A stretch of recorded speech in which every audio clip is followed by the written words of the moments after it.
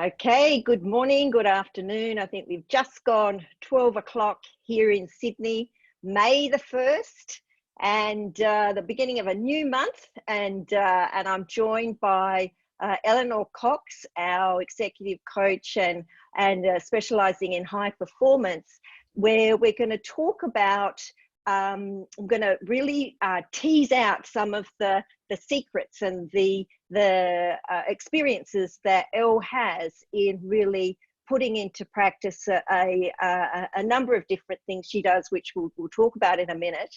But just to frame up this next 25, 30 minutes is really to welcome you on board and to invite you to consider the question, if only I could. And just allow yourself to sink into that for a moment. Take in a couple of breaths and really come into being present. Allowing yourself to focus, allowing what is there to be.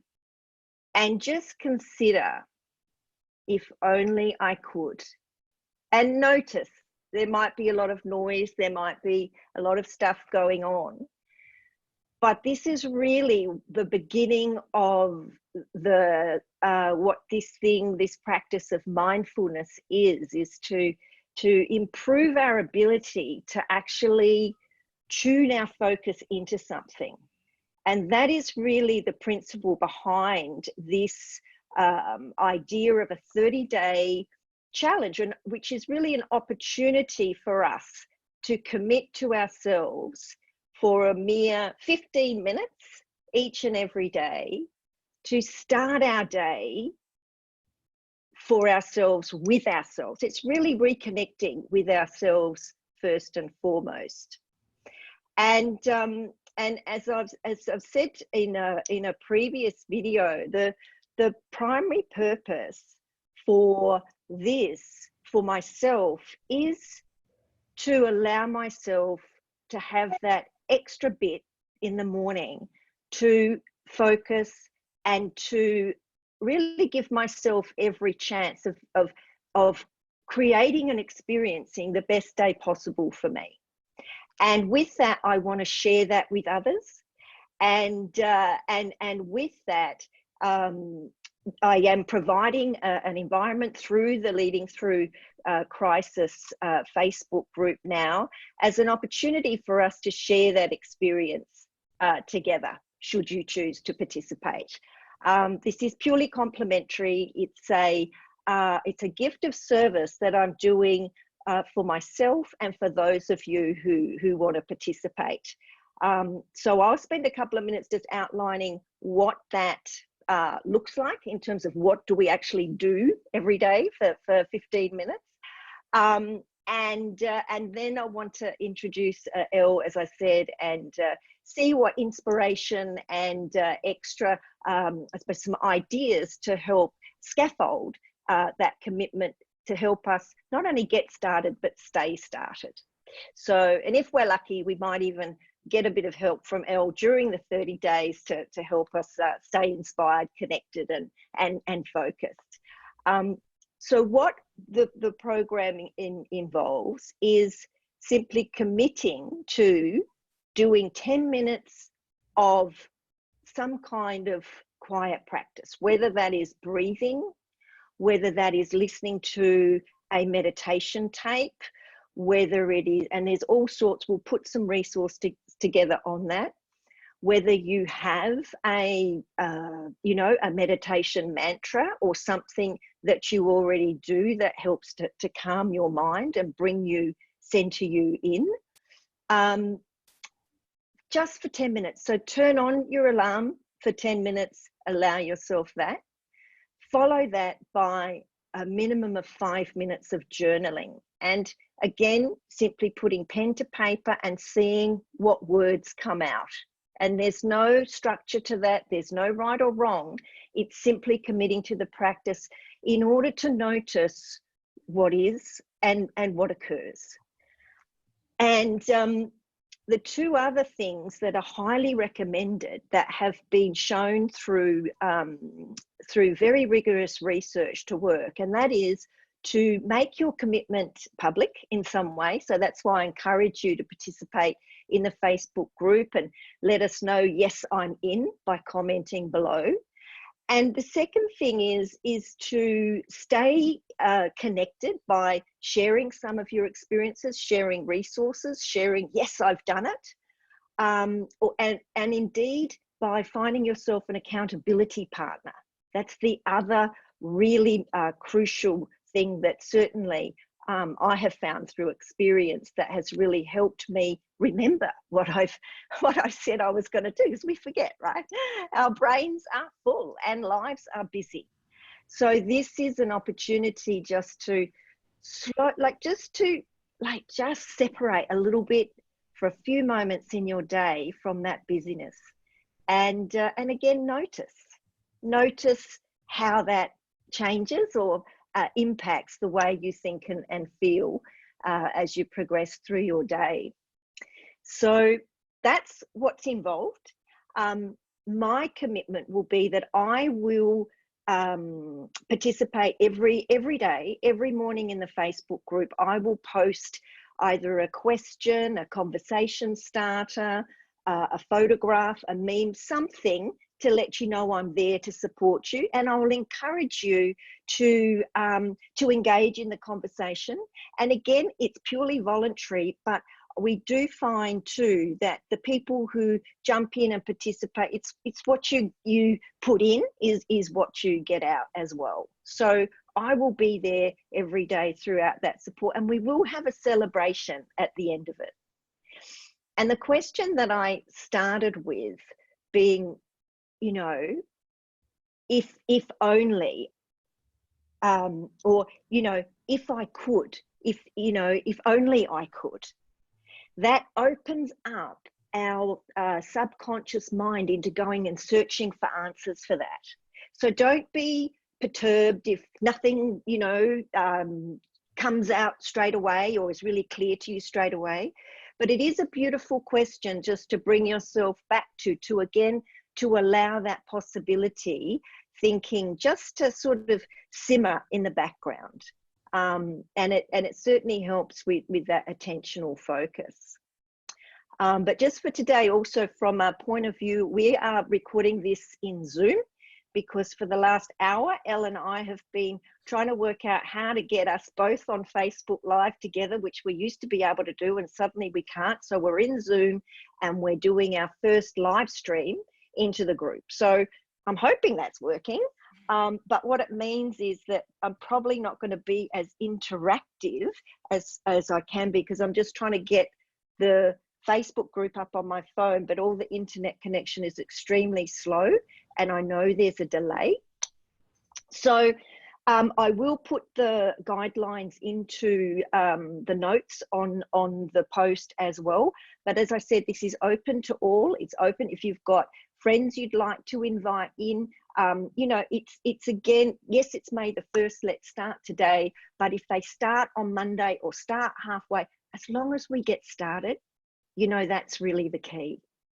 So yes, so without further ado then, to frame, that's kind of what the plan is for the next few weeks. But I'd love to introduce now my colleague and friend, Ellenor Cox, who is an executive coach, and she is absolutely the producer of results. And when we look at what leaders do, right, the #1 deliverable of any effective leader ultimately is to deliver results. And I know a lot of the work that we do is now to try to continue to deliver results and take care of ourselves much more effectively and our people more effectively in the process. And that's certainly something that I know is very close to your heart, Elle. So yeah, I'd love to, I guess, hear your perspective just on what I've shared about the 30-day mindfulness program to get us started. Thank you, Leah, and thank you for the opportunity to join you and the rest of the group at the start of this 30-day mindfulness program. I'm really excited to be taking part in it, and really appreciative of Leah, your facilitation efforts and bringing us all together. So thank you for that. I think that this May is going to be unlike any other May we've ever had in our lives before. It's May in the time of COVID. And so if it's all right, I'll use that lens of the reality of where we are right now in so far as some of the things that I'd love to be able to share with the group, and really looking forward to engaging as we go forward. As you said, Leah, there's that wonderful thing about the question that you posed around if only I could. And what I particularly love about that is that rather than using this language of necessity, what do I need to do? What should I do? Which I think that so many of us are feeling the pressure of at the moment in our lives. Allowing us to have that moment of wonder and curiosity and possibility is a really lovely place for us to all go. And one of the things that I'd love to pose to the group is for you to consider where, if only I could, why don't you use that in the context as well at the moment? Because I know many of us are like, oh, I'd love to have my friends over for dinner, and I'd love to do all of these things that various confinement measures mean that we can't do. But how about you look at this question through a mindset lens and a role modeling of yourself for the next 30 days, and ask yourself the question of, if only I could be like XXX in 30 days time. So what I'd love you to consider is this idea of, and maybe not just for the month of May, but I'm using this in the context of our group at the moment because it's 30 days. But what I've been talking to a lot of my clients about is, let's focus on who do I want to be in order to, when I look back on this period, be really proud of who I was, how I conducted myself during this time. And I'm not meaning that from necessarily some high performance lens of, I need to write my first novel, I need to lose 10 kilos, because did you notice the language of need there? What I'm asking is that you consider, what are some of the emotional states that you want to be able to experience in a consistent manner over this period, that you'll look back at this time and feel really proud of yourself. And it may be something like, I want to feel compassion. I want to feel curious.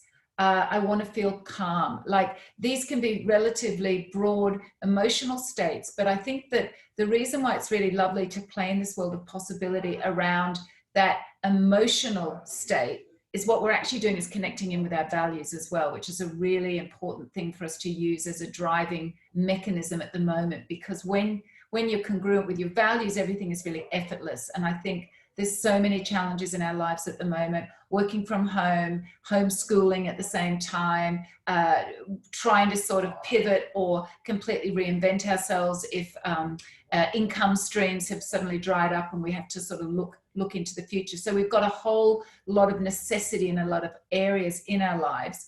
But if you can come down to those points of curiosity, then the next thing that you can do, and this is why I love the idea of a daily mindfulness challenge, is that you can ask yourself against those particular attributes, say curiosity, courage, calmness, connectedness.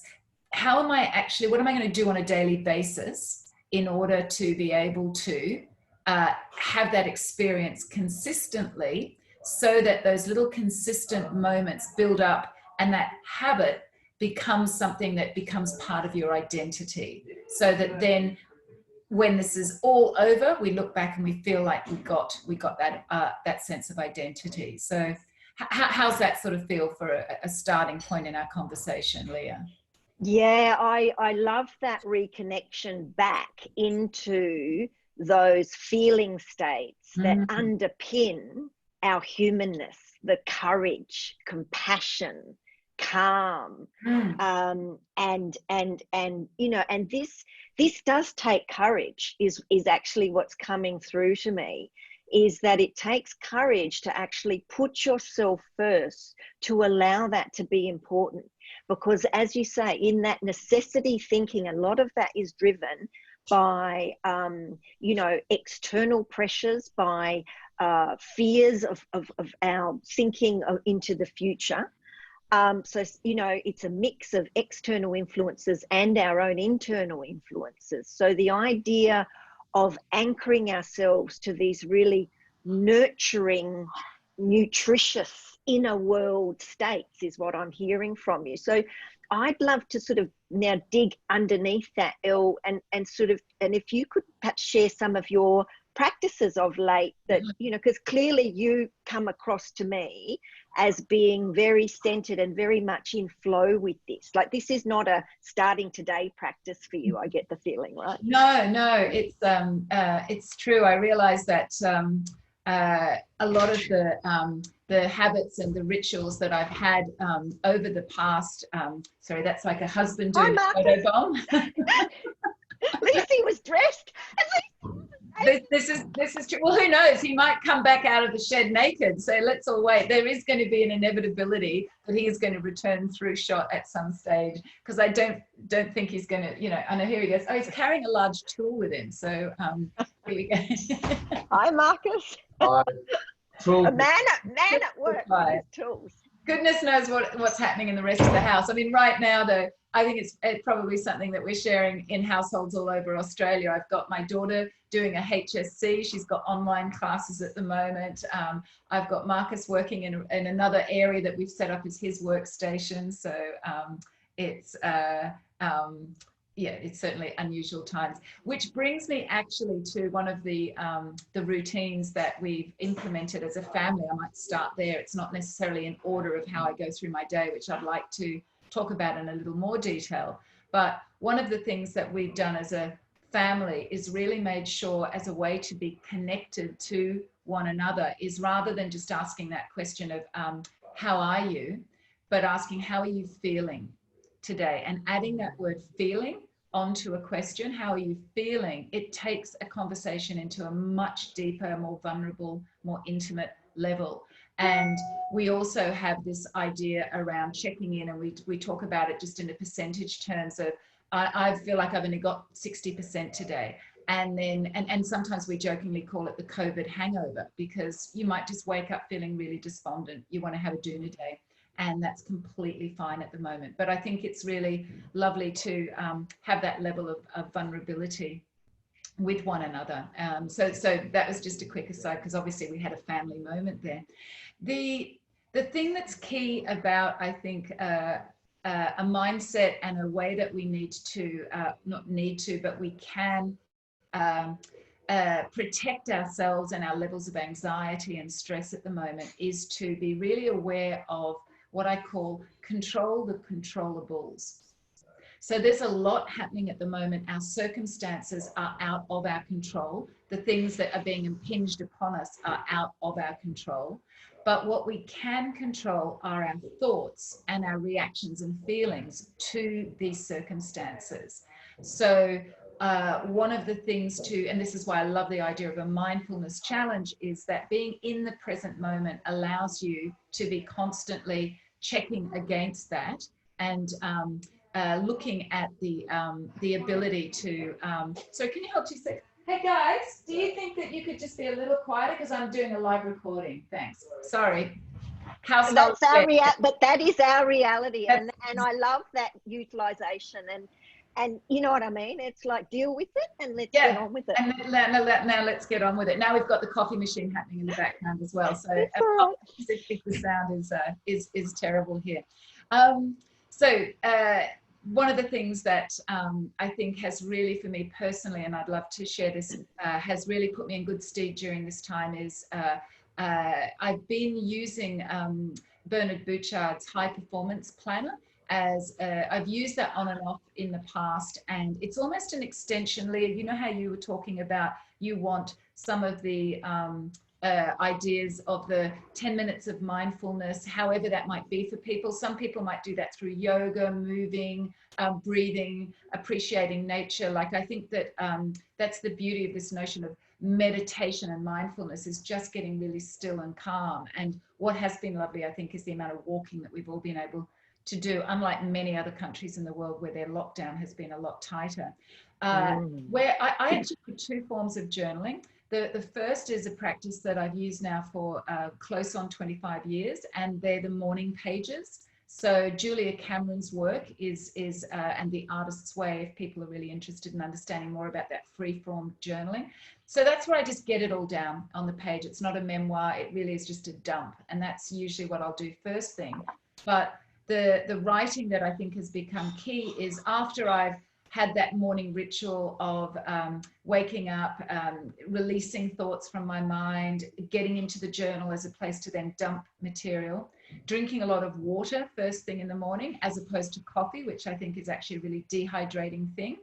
What we want to be conscious of is in the mornings, that's when our brain power, we have the most energy and our highest willpower. So it's a really great time at the start of the day to put those rituals in place that will really set you up for a great day. And what I love about the high performance planner is some of the questions that it asks of you on a daily basis allow you to really have that intention during the day of where am I going to use my time, where am I going to focus it, and really lovely questions around not just being internally focused, but what can I do as an act of kindness or an act of compassion towards someone else, but similarly also to myself. What's something that I can do where I can demonstrate self-love, self-compassion, because as I say, we can get kind of very wound up during these periods. So the planner, and asking those three questions of myself: who do I want to be today, right now in this moment? What can be an act of kindness to others? And then that third question, coming back to what we started talking about at the beginning of when I look back on this period, in order to have a sense of pride in who I was, what does that look like? And what are some actionable items that I can do right now in order to literally ingrain that, so that that is the person that I'm not just being, but becoming as well. Yeah, thank you. And what I really hear there is that translation of ideas and good intentions into actions. So it's marrying the thoughts, feelings, and actions, but like encompassing it in something that that makes your heart sing, like the vision of what that is moving you towards. Yes. Right. And I get a real sense of a journey towards is your kind of modus operandi. And I really love that, because you're very structured in how you think and how you problem solve, but you're very outcomes focused. And I'm really hearing you the conscious, like you're consciously not using the must and necessity language that drives this intensity of the, you know, the stress, right? We can stress ourselves with the language we use with each other. I think for me personally, the sensitivity around that is the natural tendency I have towards being more of an over-functioner, overachiever, the perfectionist standards. I think people will sort of recognize, you know, which side of the fence they sit on there. That comes out more so when you're in a stressed and anxious situation, which I think we all are for different reasons at the moment. So more so than ever, having that sense of some of the words that I'm using during this period is curiosity, calmness, compassion, yes, courage as well, insofar as certain commitments that I've done for my business practice, but being very mindful to come through an emotional lens at the moment on the feelings that are going to best support me and my family at the moment. And I think that becomes key when you've got that connection with values, with the emotional states, because then you get your task lists underneath that. So your alignment, your goal alignment has a value and a purpose-driven alignment, as opposed to all this pressure that we're seeing and that we're being all the social media telling us all these things we should be doing during this period, and then comparing ourselves to how everyone else is coping during COVID. And so I guess the connection with that being almost like a goal state of being and doing and thinking and feeling as we're moving towards that. Look, I'm thinking for those people who might be actually trying mindfulness for the very first time, because there's a lot of people that just poo-poo it. It's like, oh no, I haven't got time for that. And you know, and there have been times in my life where I have meditated, where I have tried to put these morning rituals in place, and I just haven't been able to do it. So I'm really sort of keen to sort of then, you know, come back to like the 10 minutes of just sitting quietly with yourself as a foundation piece. And what I'm hearing, that's what your journaling has been for you. Yes. How long would you sit with your journaling typically? It sometimes really is only 5 to 10 minutes. Okay, that's good to know. Sometimes my journal becomes almost like a list of things to do. So if I use my morning pages more for the emotional conundrums that are in my mind that I need to process, asking myself the questions around, okay, what's an actual truth here? How much of this is me creating assumptions, taking things personally, because there's been a lack of impeccability around my word or somebody else's word. So it's an exploration of the feelings, the ones that aren't serving me, is I think when I really tend to go to the journal and write extensively there. What I love about the high performance planner, the questions that get asked when you're setting up your day and then bookending it and reviewing the day are ones that really get you thinking about the whole day. And there are ups and downs there. Like the very first question it will say is, what's something that you can get excited about today? I've answered that before by saying, get to the end of it. There's been nothing in my day ahead that I actually felt excited about. So then I've gone, okay, we're feeling really flat here. Let's bring to the fore some self-care, some self-compassion to find some energy again, because you're just now driving into a things to do list where there's no passion behind it or a sense of enthusiasm. It's not going to work. So they're lovely questions like that. Another one that I really love about how to set your day up is looking ahead. What's the situation today that might stress you out? And then what can you do to minimize that? Again, it's all this intention setting that you're talking about. A lot of self-responsibility there, isn't there? But this is the controllables. This is what we can control. Is us and asking for what's the evidence for this, right? Is it my fantasy mind, you know, going crazy or wonderful, whichever, right? Or, you know, what are the facts that support this? What do I know? What do I not know? And I think that's the beauty too of just starting with that focus, putting our attentional focus inside to allow ourselves to connect with, you know, how am I really feeling today? And as you say, some days are we going to have that COVID hangover. Yes. Some days that donut just is going to be like cement. Right? That we all have those down days. And I think that can be the danger, you know, with, you know, people like ourselves who have been on this path towards, you know, like, you know, controlling the controllables for some years, that somehow we've got all the answers and that we don't feel pain anymore. That's absolutely not true, is it? Like, you know, and I think this is where, you know, again, I appreciate the honesty and the vulnerability around, hey, you know, there are days where it does look black, and there are days when I am in the to do and not connect, but I've got strategies that I've developed because I've developed a daily habit, is what I'm hearing from you. Absolutely. And then I think support tools. The theme of mindfulness is that the notion of resilience, our ability to bounce back from adversity, it's being able to recognize as quickly as possible when we're not in a particularly good space, and then think, well, what are the unresourceful thoughts or activities that I'm undertaking right now that aren't serving me? Do I have a choice? Can I control whether to change tack? And I think that's the beauty of mindfulness, is that our bounce back and our awareness when things aren't going as well as we'd like them to be is a lot quicker than those that don't have that sense of mindfulness. Yeah, the analogy that comes to mind is that bamboo. We're becoming like really stronger bamboos that can bend in these storms, as opposed to like being this either so rigid that we, you know, crash, or that we haven't got our roots on the ground at all because we haven't taken the journey to really connect with those innermost, you know, values and sense of purpose and what it is that makes us unique.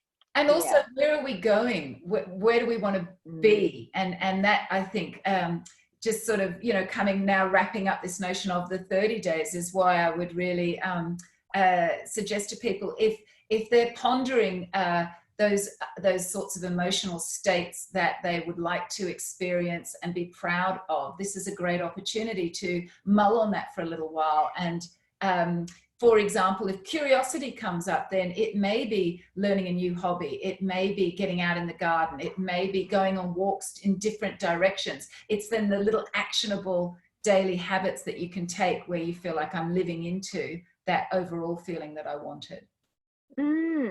Thank you. Thank you. I'm just conscious of time now. We said we'd go for 30 minutes. And I think that's a great way of bringing us back to why we would want to participate in these 30 days. And I'm certainly going to be listening back for the nuggets, because there is so much that you've shared with us around your practices and your wisdom, Elle, and I really appreciate that. And I'm really looking forward to sharing this next 30 days, you know, and beyond with you. And I encourage people to you know, to ask questions in the group, like to share what's on your mind. Like obviously, you know, if you've got resources or things that you want to share, post those as well. But the idea is that when we do come together and connect, and we need to be doing this online, you know, at the moment, so this is a forum to do that, is that this is where we can meet our connection needs and be seen and heard and acknowledged. And these are very human needs that are just often overlooked as well, and particularly in this physical isolation stage now. So by all means, if you wish to, you know, to observe and do this, you know, in your own way, absolutely welcome to do that as well. But you know, but connection and encouragement is encouraged. And so I will post the outline of what we, you know, will actually be doing each day again. But essentially it's, and we encourage you to start your day with this, because as Els pointed out, that, you know, when we do this in the morning, it really sets us up to experience a richer, a better day. And somehow it's much harder, I know for myself, to find time later in the day to do it if I don't do it first thing. So simply 10 minutes of quiet time, whether it's breathing, whether it's a mantra, listening to meditation, yoga. And I would encourage you to be still when you do it, and have a timed period, so that, you know, you've got 10 minutes, yes, tick, done, because it's that sense of progress that actually builds our sense of self worth as well. And to do the 5 minutes of journaling and just notice what comes out on your page. And that's purely for you. And unless, of course, you want to share, maybe, you know, it's entirely up to you. Absolutely connect with a buddy that you can be checking in on, and again, for your own accountability and sense of connection. And also to state your commitment to yourself by posting in the thread, yes, I'm in, because again, we're helping ourselves to actually put ourselves first for the next 30 days. Looking so forward. I'm gonna, yes, so any last message from you, Elle, before we sign off? I think it's, if you haven't yet created some clarity around the what your I could looks like, then to spend some time thinking about that. Get a list of a few words and emotions and feelings that that really sit and excite you, that you actually are looking at with wonder and curiosity. Thank you. My Thank you. pleasure. Yes, and I love the, you know, the focus there on emotions and feeling states, because often we go straight into if only I could, and we see ourselves doing things. Exactly. Let's come back to how are we feeling in this moment. Yeah, lovely. Beautiful, beautiful way to finish. All right then. Well, Oh, thank you so much. See you in the chat over the next month, and looking forward to engaging with everyone else as well. Thank you. Yes. And for everybody else, watch out for that daily post, which will be a question or a quote or opportunity to converse in the thread. And let's make May, yes, an extraordinarily wonderful as it can be month for ourselves. Thanks very much. Bye.